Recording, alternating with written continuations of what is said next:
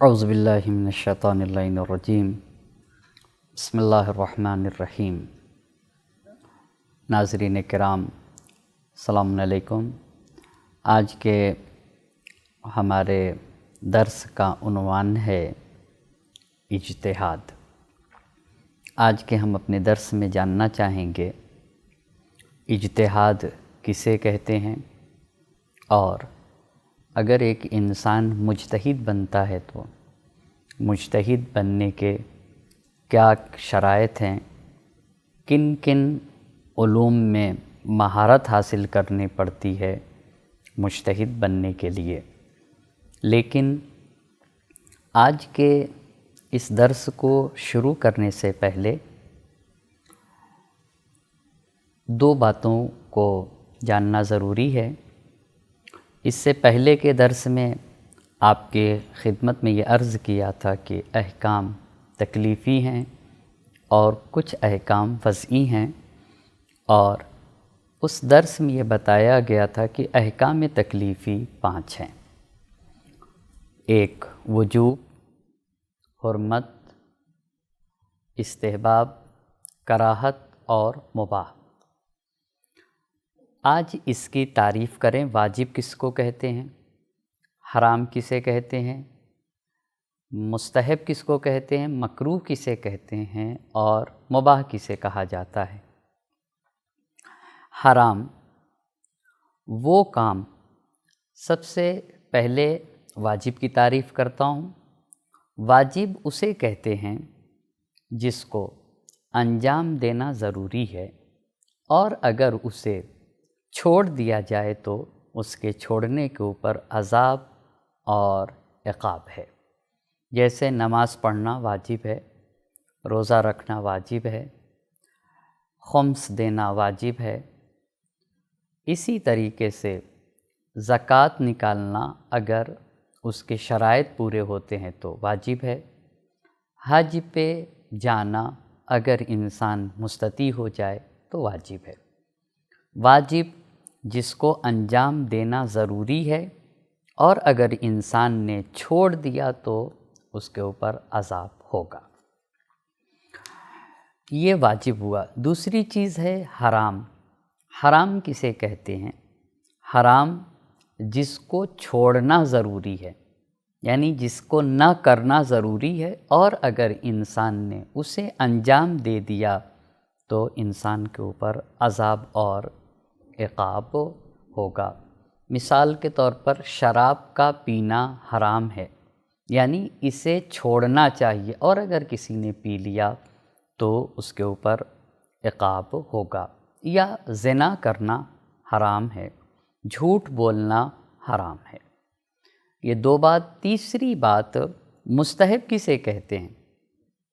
کہتے ہیں مستحب وہ کام ہے جس کو اگر انسان انجام دے تو اس کے اوپر ثواب ملے گا، اور اللہ چاہتا بھی یہ ہے کہ اس کو انجام دیا جائے، لیکن اگر اس عمل کو چھوڑ دے انسان تو اس کے چھوڑنے کے اوپر اس کے کوئی عقاب اور کسی طرح کا کوئی عذاب نہیں ہوگا۔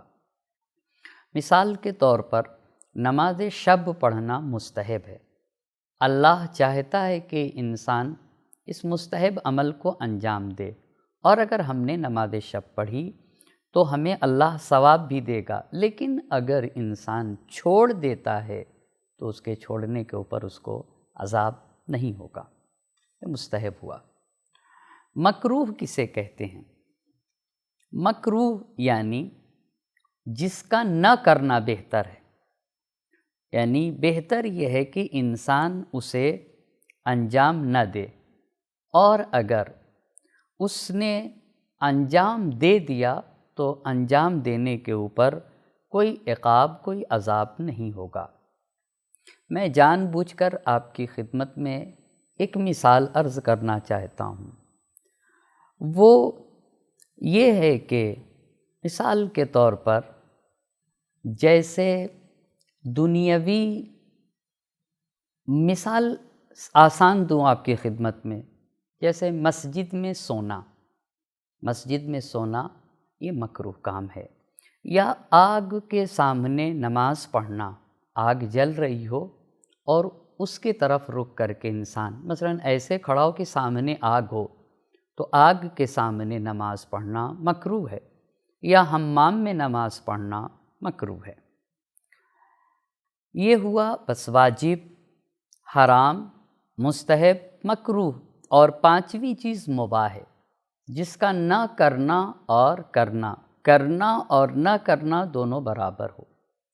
مثال کے طور پر جیسے ایک انسان ہے اور اسے ابھی کوئی پیاس کی ضرورت بھی نہیں ہے پانی کی، اور بہت زیادہ پیاسا بھی نہیں ہے۔ مثال کے طور پر میں اس وقت نہ مجھے پیاس لگی ہے اور نہ میں بہت زیادہ پیاسا ہوں، ابھی یہ پانی پینا چاہتا ہوں، یہ میرے لیے پانی پینا کیا حکم رکھتا ہے؟ تو یہ سے کہتے ہیں مباح ہے، یعنی کروں پی لوں تب بھی کوئی حرج نہیں ہے، نہ پیوں تب بھی کوئی حرج نہیں ہے، جس کا کرنا اور نہ کرنا برابر ہو اسے کہتے ہیں مباح۔ ان پانچ چیزوں کو احکام تکلیفی کہتے ہیں۔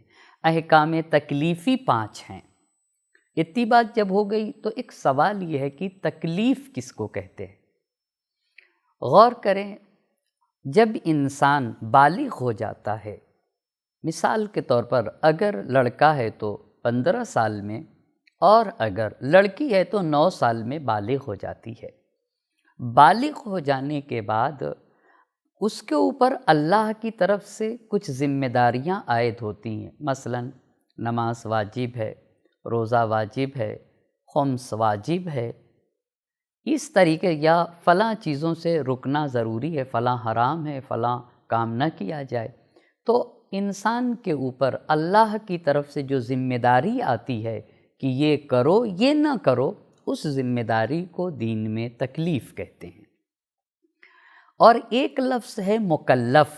سوال یہ کہ مکلف کس کو کہتے ہیں؟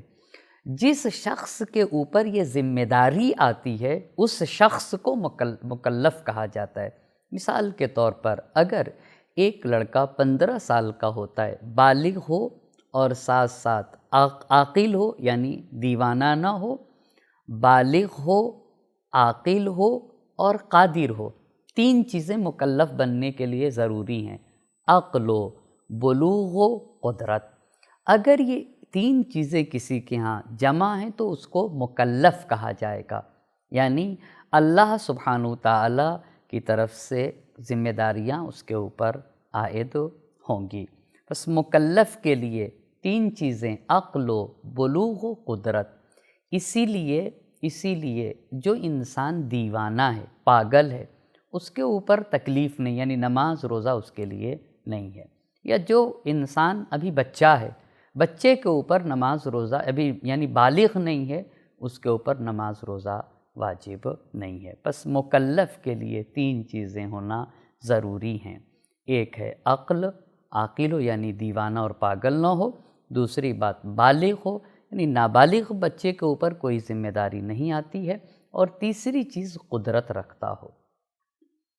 یہ تین چیزوں کی وجہ سے انسان کو مکلف کہا جائے گا۔ اب آج کے گفتگو اس کا مطلب یہ ہوتا ہے کہ اجتہاد کے سلسلے میں اب آج کا ہمارا درس ہے۔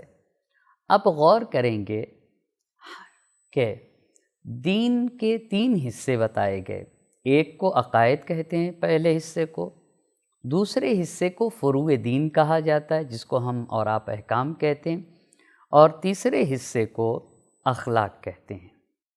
اب اگر ہم چاہتے ہیں کہ ہماری پوری زندگی دین کے مطابق گزرے تو ہمیں دین کو پہچاننا ضروری ہے۔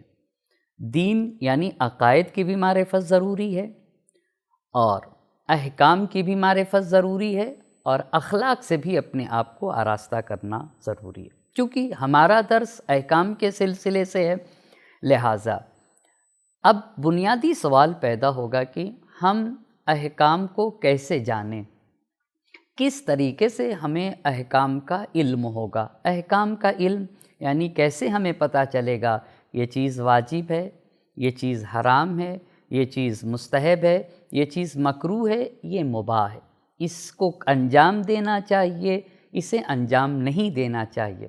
ان چیزوں کو ہم کھا سکتے ہیں، ان چیزوں کو ہم نہیں کھا سکتے، ان چیزوں سے ہمیں دوری اختیار کرنا چاہیے، اور فلاں چیزوں سے کو اگر ہم انجام دیں تو مشکل نہیں ہے۔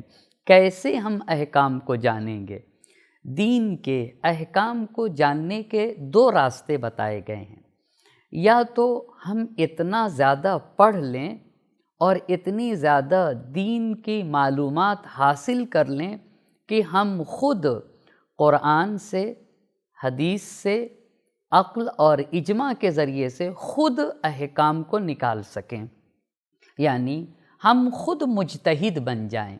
یہ پہلا راستہ ہے کہ یا تو ایک انسان خود مجتہد بن جائے، جب مجتہد بن جائے گا تو قرآن کے ذریعے سے، احادیث کے ذریعے سے اور عقل اور اجماع کے ذریعے سے دین کے احکام کو حاصل کر لے گا۔ یعنی دین کے احکام کو حاصل کرنے کا پہلا راستہ اجتہاد ہے۔ یہ پہلی بات، انسان مجتہد ہو جائے اور خود بخود شرعی دلیلوں سے اللہ سبحانہ وتعالیٰ کے احکام کو حاصل کر سکے گا۔ یہ پہلی بات ہو گئی۔ یا اگر انسان مجتہد نہیں ہے تو پھر دین کے احکام تقلید کے ذریعے سے حاصل ہو سکیں گے، یعنی مرجع تقلید کی، مجتہد کی تقلید کرے اور دیکھے کہ جس چیز کو وہ نہیں جانتا ہے، چونکہ وہ مجتہد نہیں ہے تو مجتہد کے بتائے ہوئے فتوے کے مطابق عمل کرے۔ لہٰذا اسی لیے بحث ہو رہی ہے اجتہاد کی۔ اب ایک سوال پیدا ہوگا، اجتہاد کسے کہتے ہیں؟ پس دین کے احکام کو حاصل کرنے کا دو راستہ ہے۔ ایک مرتبہ تفصیلی راستہ ہے جس میں جانتا ہے کہ اس حکم کی دلیل کیا ہے، تو تفصیلی راستہ کو اجتہاد کہتے ہیں، جہاں حکم بھی، مثال کے طور پر ہمیں اور آپ کو پتہ ہے کہ نماز جمعہ واجب ہے، لیکن نماز جمعہ واجب ہے اس کو کہاں سے حاصل کیا ہے فقیہ نے، اس کی دلیل کیا، یہ ہمیں اور آپ کو نہیں پتہ، لیکن جس مجتہد نے یہ کہا ہم سے کہ نماز جمعہ واجب ہے، وہ اس حکم کو بھی جانتا ہے اور اس حکم کی دلیل کو بھی جانتا ہے۔ اس کو کہتے ہیں تفصیلی علم، حکم کا، حکم کو بھی جان رہا ہے اور اس کی دلیل کو بھی جانتا ہے۔ یہ ایک بات۔ لیکن جو تقلید کرتے ہیں ان کو صرف حکم پتہ ہوتا ہے، یہ حکم کس آیت سے نکالا گیا ہے، کس روایت سے نکالا گیا ہے، کہاں سے یہ حکم آئے، اس کو ہم اور آپ جو تقلید کرتے ہیں وہ نہیں جانتے۔ بس احکام کو جاننے کا دو راستہ ہے۔ پہلا راستہ یہ ہے اجتہاد، یعنی انسان مجتہد بن جائے کہ قرآن اور آیات سے خود احکام کو نکال سکے، یہ پہلا راستہ ہے جس کو کہتے ہیں تفصیلی راستہ۔ اور دوسرا راستہ یہ ہے کہ خود مجتہد نہیں ہے، پھر کیسے اس کو احکام پتہ چلیں گے؟ تقلید کے ذریعے سے۔ اب بحث یہ ہے کہ اجتہاد کسے کہتے ہیں۔ اگر آپ لغت میں اجتہاد کے معنی دیکھیں گے لغت اور ڈکشنری میں، تو اس کے مطلب ہوتا ہے، اس کا معنی یہ ہے تلاش اور کوشش کرنا، یہ لغت میں اجتہاد ہے۔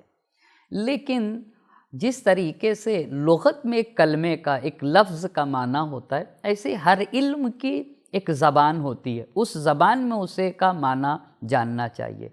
فقہ میں اجتہاد کس کو کہتے ہیں؟ علم اصول میں اجتہاد کسے کہتے ہیں؟ اب غور کریے گا، شرعی دلیلوں سے، دلیل سے، اور وہ بھی شرعی دلیلوں سے خدا کے احکام کو نکالنا، اسے اجتہاد کہتے ہیں اصطلاح میں۔ خوب، پھر اب ایک آپ کے ذہن میں سوال ہوگا کہ یہ شرعی دلیل کیا چیز ہے؟ کہ آپ نے کہا شرعی دلیلوں سے خدا کے احکام کو نکالنا۔ شرعی دلیل سے مراد قرآن، سنت، عقل، اجماع، ان کو کہتے ہیں ادلہ اربعہ، یعنی چار دلیلیں۔ فقیہ ہمارا، مجتہد ہمارا جب کسی حکم کو نکالتا ہے تو انہی چار دلیلوں سے، قرآن سے، سنت سے، عقل اور اجماع سے۔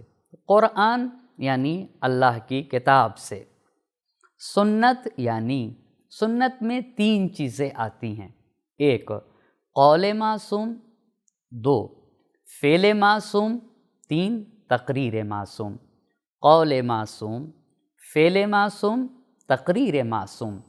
اب آپ کی خدمت میں میں ایک ایک چیز کی وضاحت کرنا چاہوں گا۔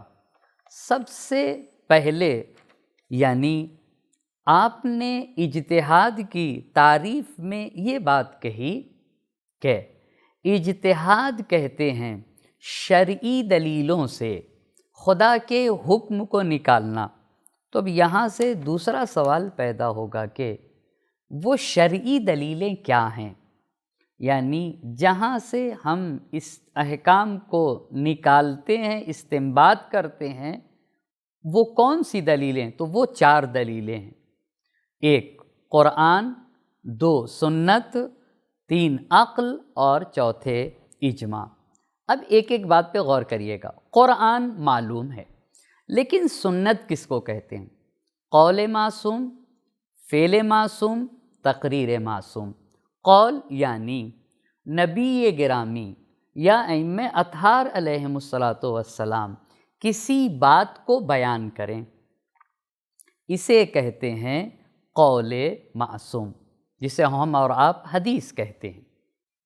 قول معصوم یعنی معصوم نے فرمایا کہ، مثال دے رہا ہوں، معصوم نے فرمایا کہ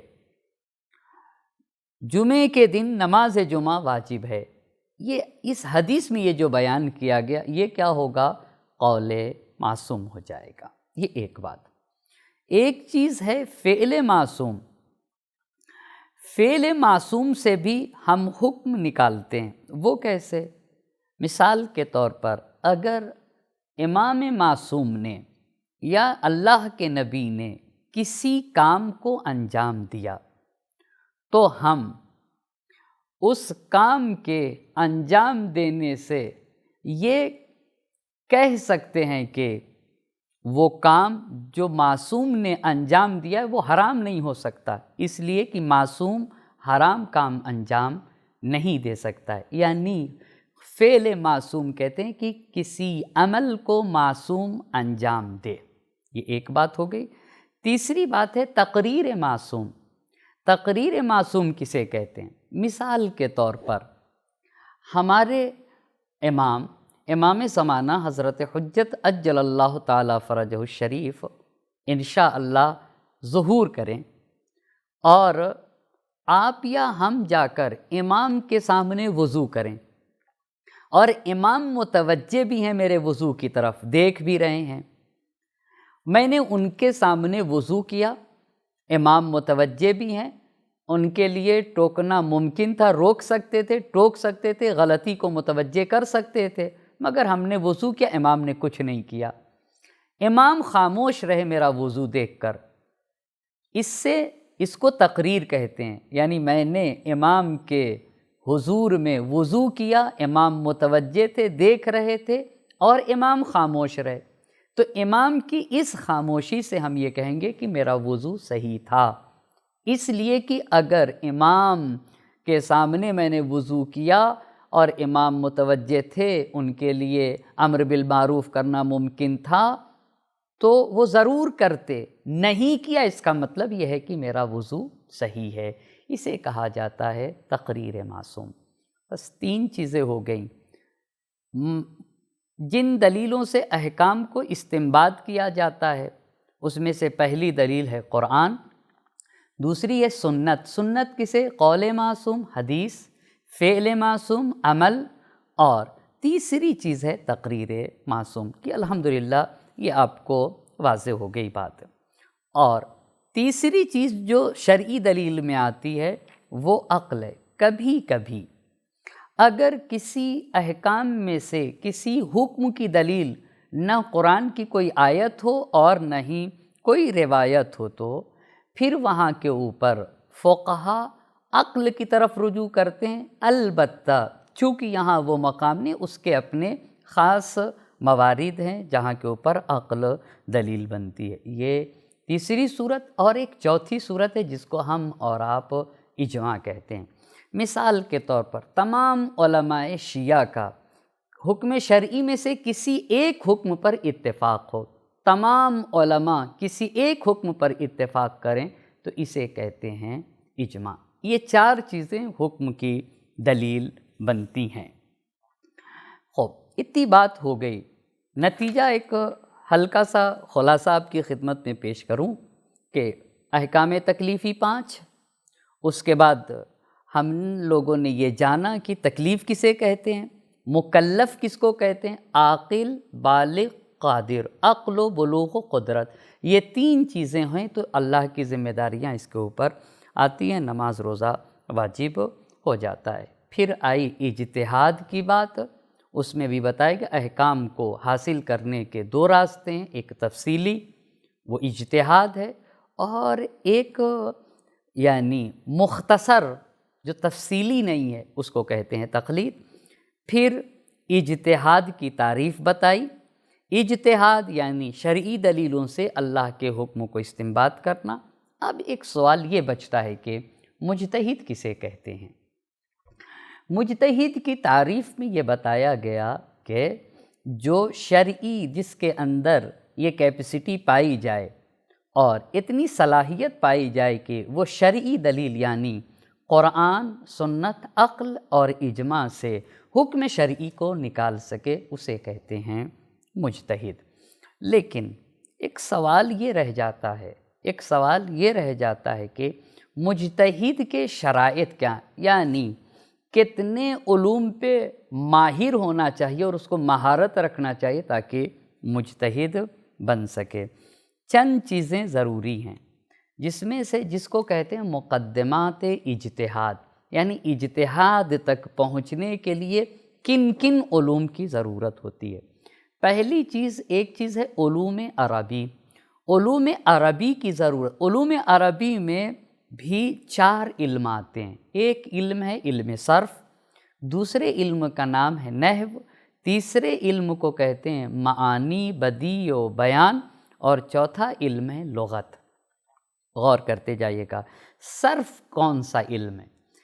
ایک علم ہے علم عربی، علوم عربیہ میں ایک علم ہے علم صرف جو کلمہ بنانا سکھاتا ہے۔ مثال کے طور پر آپ کو بتاؤں، جیسے ہم کہتے ہیں عالمٌ، پھر کبھی کہتے ہیں معلومٌ، یہ جو کلمہ ہے، یہ جو ورڈ ہے، یہ کیسے بنتا ہے اور کس کو کیا کہتے ہیں، یہ جو کلمہ بنانا سکھاتا ہے، ورڈ بنانا سکھاتا ہے، اس علم کو علم صرف کہا جاتا ہے۔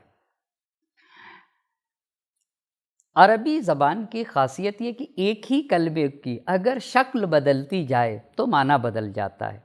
علم صرف اس لیے ہوتا ہے تاکہ انسان کو یہ سکھاتا ہے کہ کس طریقے سے ایک کلمے کو مختلف شکل میں بدلے تاکہ مختلف معنی حاصل ہو۔ مثال دیتا ہوں میں آپ کو، نصرہ مدد کی اس ایک مرد نے، ینصرو مدد کرتا ہے یا کرے گا، انصر مدد کر تو ایک مرد، ناصرن مدد کرنے والا، منصورن جس کی مدد کی جائے۔ سب یہ نون صاد رے ہے، نصرہ ہے، مگر الگ الگ صورتوں میں بدلنے سے اس کے معنی بدل گئے۔ یہ کون سا علم اس کام کو انجام دیتا ہے؟ علم صرف ہے۔ دوسرا علم ہے علم نحو۔ علم نحو یہ بتاتا ہے کہ کس طرح سے کلمے سے کلام بنے گا، یعنی کس طریقے سے ایک سینٹنس کو اور کلام کو کیسے بنایا جائے گا، 2 کلمے سے کیسے۔ مثال کے طور پر میں کہنا چاہتا ہوں کہ زید عالم ہے، خوب تو کیسے کہوں؟ ایسے کہوں عالم زیدن، یا کہوں نہیں زیدن عالمن؟ تو جو علم کلام بنانا سکھاتا ہے، کس طریقے سے 2 کلمے کو، 2 ورڈ کو ایک ساتھ رکھے تاکہ صحیح معنی نکل آئے، وہ ہے علم نحو۔ معانی، بیان، بدیع کا کیا کام ہے؟ یہ جو تیسرا علم ہے، کیسے ایک کلام خوبصورت کلام بنے، یہ علم معانی و بیان و بدیع بتاتا ہے۔ اور چوتھا علم ہے لغت۔ یعنی کلمے کے معنی کو کہاں سے جانیں گے؟ مثال کے طور پر اگر آپ کو قرآن میں ایک لفظ ہے آئی ہے، کوئی بھی لفظ ہو، جیسے سعید ہے صاد سے، قرآن کہتا ہے فَتَيَمَّمُوا صَعِيدًا طَيِّبًا، تو اس سعید کا معنی جاننا ہو تو کہاں جائے گا انسان، کس کی طرف رجوع کرے گا؟ کہہ رہے ہیں لغت کی طرف، کہ بس علوم عربیہ میں ایک چوتھی چیز جو شرط ہے وہ یہ ہے کہ انسان کو کلمات کے جو ورڈ ہیں اس کی میننگ کو بھی آنا چاہیے۔ یہ چار علوم ان کو علوم عربیہ میں آتے ہیں، صرف و نحو و معانی، بیان، بدیع اور لغت۔ پھر اس کے بعد دوسری چیز جو فقیہ کے لیے جاننا ضروری ہے وہ منطق ہے۔ منطق کسے کہتے ہیں؟ دیکھیے ہر انسان کو فکر کرنا آتا ہے، لیکن ضروری نہیں ہے کہ وہ صحیح فکر بھی کر رہا ہو۔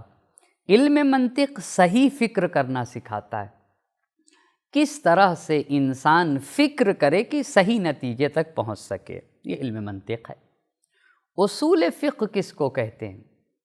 اصول فقہ یہ فقہ کے اور احکام کے گرامر کو کہتے ہیں، یعنی اصول فقہ میں ایسے قاعدے بیان کیے جاتے ہیں اور قانون بیان کیے جاتے ہیں جو قاعدے مجتہد کو سکھاتے ہیں کہ وہ کس طرح سے قرآن سے کسی حکم کو نکالے یا آیت و روایات سے کیسے کسی حکم کو استنباط کر سکتا ہے۔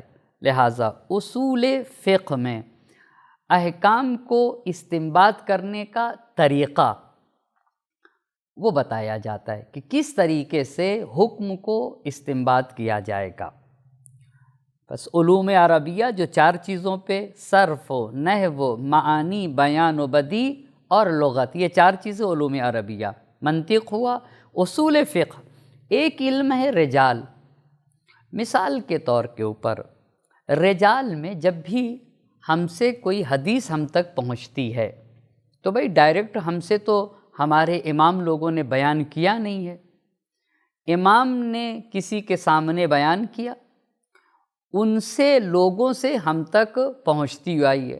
مثال کے طور پر ہم کہتے یہ ہیں کہ جناب زرارہ نے یہ کہا ہے کہ چھٹے امام نے ایسا فرمایا ہے، تو امام سے جو لوگ حدیث کو سنتے ہیں اور پھر وہ آ کر ہم کو بیان کرتے ہیں، وہ جتنے بھی افراد ہیں، مثال کے طور پر زید نے حسن سے، حسن نے خالد سے، خالد نے فلاں سے، اور پھر یہ آگے بڑھتا چلا جائے گا، انہوں نے زرارہ سے، جناب زرارہ نے امام صادق علیہ السلام سے، تو یہ جتنے افراد آ رہے ہیں نا ان کو کہتے ہیں رجال، یعنی جو لوگ ایک حدیث کو نقل کرتے ہیں اور حدیث کے نقل کرنے کے طرق اور راستے میں واقع ہوتے ہیں ان کو رجال کہا جاتا ہے۔ حدیث کو جو افراد بیان کرتے ہیں انہیں رجال کہتے ہیں۔ پھر ایک پانچواں علم ہے درایت۔ درایت کسے کہتے ہیں؟ اس حدیث کا معنی اور مفہوم کیا ہے، جو حدیث کے معنی سے بحث کرتا ہے۔ ایک چھٹا علم ہے تفسیر اور علوم قرآن، یعنی تفسیر اور تمام وہ علوم جو قرآن سے مربوط ہیں، یعنی کس طریقے سے قرآن کریم کی آیات کو دقیق طریقے سے کیسے سمجھا جائے گا، جو قرآن کریم کے فہم اور سمجھنے سے مربوط ہیں۔ بس تفسیر کا ایک تفسیر اور علوم قرآن۔ ساتویں بات، قرآن عربی زبان میں نازل ہو، ہر زبان کے اپنے محاورے ہیں، ایک مجتہد کو عربی زبان کے محاورے سے آگاہی ضروری ہے۔ آٹھویں بات یہ ہے کہ اس کو اگر ایک فقیہ، ایک مجتہد ہے تو اسے یہ پتہ ہونا چاہیے کہ اس مسئلے میں ہمارے گزشتہ علماء کا فتویٰ کیا رہا، کیا نظر رہی ہے، تاکہ فقیہ یہ سمجھے کہ دیگر فقہا نے اس سلسلے میں کون سا فتویٰ دیا ہوا ہے۔ نویں بات، اہل سنت کے احادیث اور اہل سنت کے علماء کے فتویٰ کو بھی جانتا ہو، اسے یہ پتہ ہونا چاہیے کہ اس مسئلے میں اہل سنت کے جو احادیث ہیں وہ کیا کہتی ہیں اور اہل سنت کے علماء کیا کہتے ہیں۔ 10ویں بات، صرف ان چیزوں کا پڑھ لینا کافی نہیں ہے، بلکہ اس کے لیے تمرین اور مشق کی بھی ضرورت ہے۔ بالکل ویسے ہی جیسے ایک انسان ڈاکٹری پڑھ لے تو صرف کافی نہیں ہے، بلکہ اس کے لیے پریکٹس کرنا ضروری ہوتا ہے، ایسے ہی ایک فقیہ کو ان ساری چیزوں کے سیکھنے کے بعد تمرین اور مشق کی ضرورت ہوتی ہے۔ خوب، اب ایک اور بات ہے شرعی فتویٰ، اسی لیے جس فقیہ کے یہاں فتویٰ دینے کی صلاحیت نہیں پائی جاتی ہے اس کے اوپر فتویٰ دینا حرام ہو جائے گا۔